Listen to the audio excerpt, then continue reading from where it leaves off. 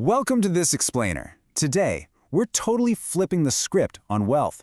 We're diving into a genuinely fascinating conversation between Jay Shetty and Lewis Howes, and they're suggesting a complete paradigm shift.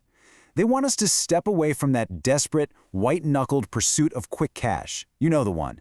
Instead, we're going to learn how to align our internal energy to naturally attract wealth. Let's get right into how they turn conventional ideas about financial freedom completely upside down. So let's try a little thought experiment together. If money were an actual person walking into a party right now, how would you genuinely treat it? Think about it. Would you run to the bar just to avoid it? Would you refuse to make eye contact? Maybe you'd gossip behind its back, telling everyone how terrible it is, only to then try and use it when you're desperate, and eventually ghost it when the bill comes due? I know, it sounds totally absurd when you put it like that, but Shetty asks if this is honestly how a lot of us have been treating our finances. Shetty and Howes map out this exact dynamic, and it's brilliant. It basically looks like a completely toxic relationship, avoiding money, gossiping about it, ghosting it. They contrast this with a healthy alternative, where you actually treat money like a highly respected guest in your home.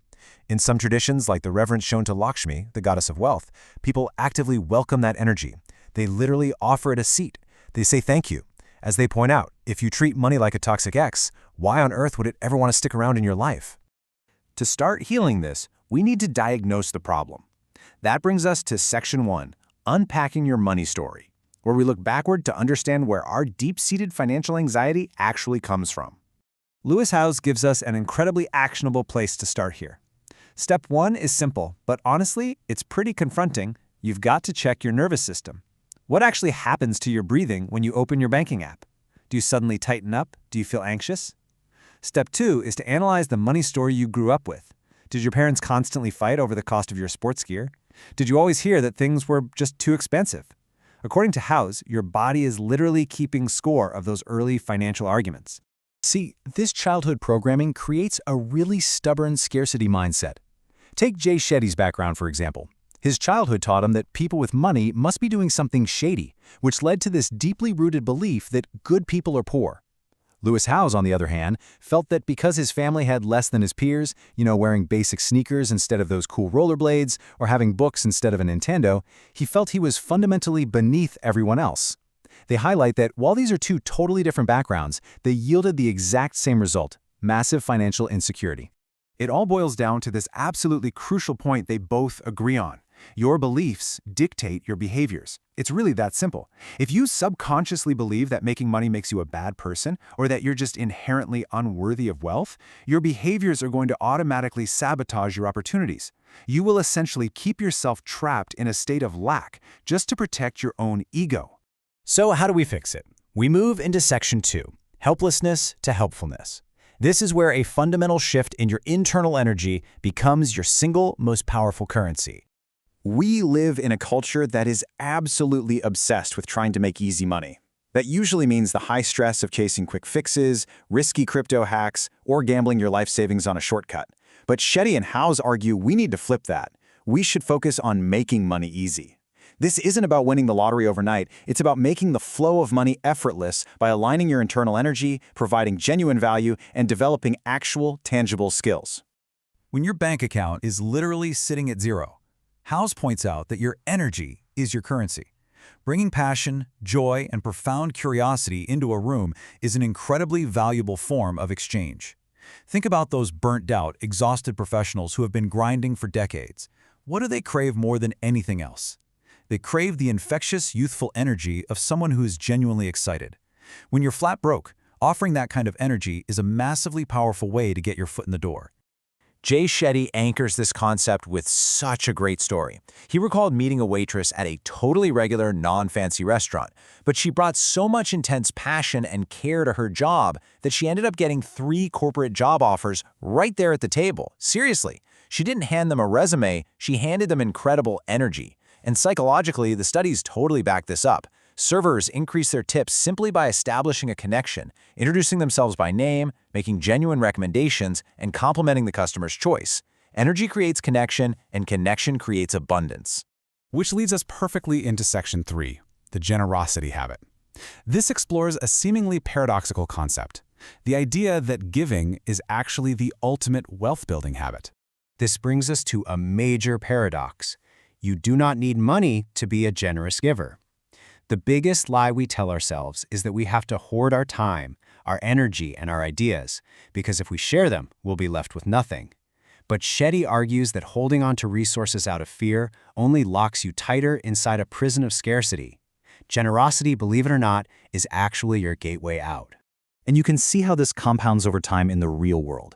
Years ago, before he had money or this massive platform, Jay Shetty offered his time completely for free to host a video series for NASDAQ. He didn't make a single dime initially, but because he could offer his guests a spot on a Times Square billboard, he was able to interview leaders he deeply admired, people like Ryan Holiday and Deepak Chopra. He gave generously of his time, and that free work built a multi-million-dollar network that completely transformed his life.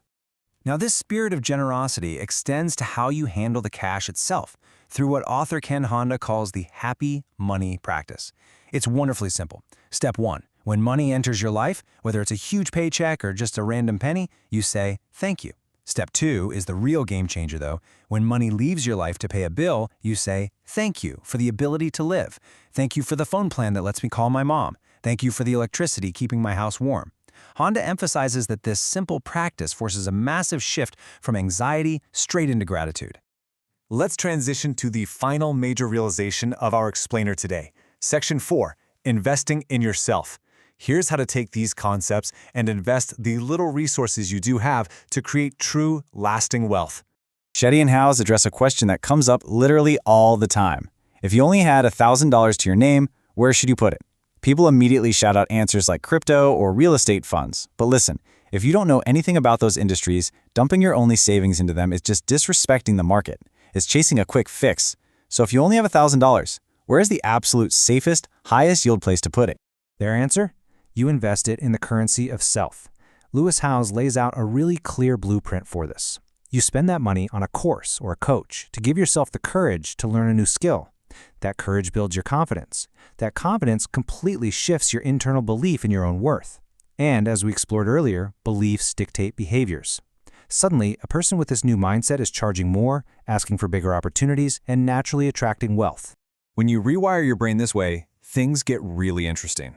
Take Lewis Howes' penny experiment. He decided to test this abundance mindset in the real world. Every single day, he repeated a simple mantra: money comes to me abundantly and freely, and I see it everywhere. Soon after, he found a penny on the floor at a friend's house. The very next day, he found a filthy, freezing penny heads up on a dirty subway staircase in New York. Because he was actively practicing abundance, he didn't just walk past it. He picked it up and he said, thank you. Well, the next morning, he actually looked closely at that dirty subway penny. Turns out, it was from 1945. It was a rare wheat penny. He Googled its value and discovered that one had recently sold online for up to $4,000. Now, whether it was actually worth $20 or $4,000 isn't even the point. His point is that there was massive hidden value sitting right at his feet, and he only saw it because his internal energy was open to receiving it. And this brings us to a final, really important definition of true wealth.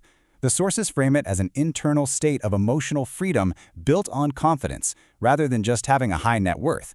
Howes talked about living in an ultra-luxurious Los Angeles building where a resident worth hundreds of millions of dollars tragically took his own life.